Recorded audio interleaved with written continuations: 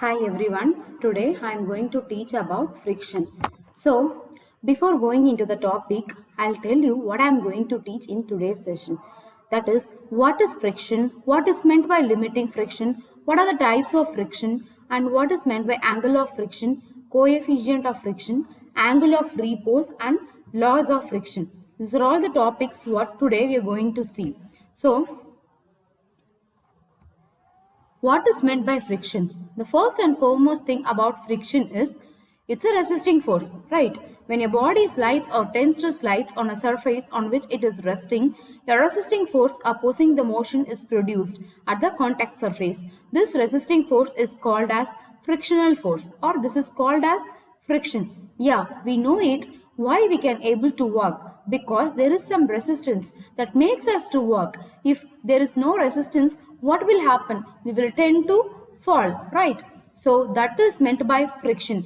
Wherever you go, whatever you do, even the vehicle moves or your movement is there also, there will be some resistance that makes you to walk, right? When you cannot see, for example, that's an opposing motion. Wherever some external agency or external force is applied, the friction will be from the opposite side. That is called as friction, right? So here I have a figure example for friction. First, just place a block over the surface. This is a contact surface. Okay, you are pushing it one side and motion is another side, but there is a friction at the bottom. That's why you cannot at one point see if the friction is zero means what will happen. If there is no friction means the block will tends to fall, right? That is called as a smooth friction or zero friction.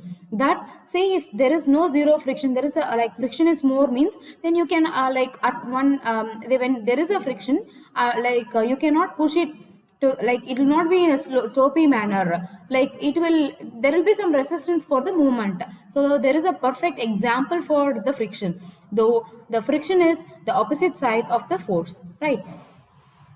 Next, limiting friction. What is meant by limiting friction means the maximum frictional force that can be developed at the contact surface when a body is just at the point of moving is called the limiting force of friction. Right? Okay. I'll tell you a good example for limiting friction. Example, just place a block over a table. Right? So, if imagine the block is more than 5 kg or a 10 kg weight. Right? So it's little bit weight, right? We are just you are just taking the one leg, okay? You are just making it a slope manner. You are just inclination you are giving from one side of the table, okay? Two legs you are lifting, whereas other two legs are just mounted on the ground only. You are not disturbing it. At one point that block can survive, but if you keep on raising your at other side inclination means what will happen? The block will tends to fall, right? That is called as friction. So the limiting point, the point at which it cannot tolerate and the body is falling, is said as the limiting friction, right? So here I have a good example for friction. So in the ground surface you can find a block resting over it. So I told that limiting friction means the point, this is simply a friction, right? It's opposite to the movement. So movement is this side means obviously the friction will be in the opposite side, right? And weight is acting in perpendicularly downward direction. That is W is equal to mg. That is called as weight.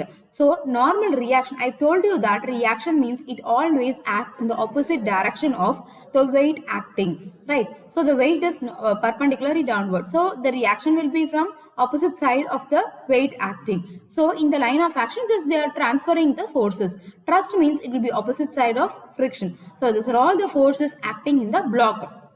So in the next video I'll be just explaining you about the various types of friction and the laws of static friction and all, whereas now I've taught you about what is meant by friction and what is meant by limiting friction. So in the next session I'll be teaching you about angle of friction, coefficient of friction, and the laws of static friction and cone of friction. Cone of friction is nothing but when you keep two blocks in the opposite direction, it will tend to form a cone. That is said as a cone of friction. So friction is nothing but a resisting force. So in the next upcoming class, we will see about what is meant by cone of friction. So thank you everyone.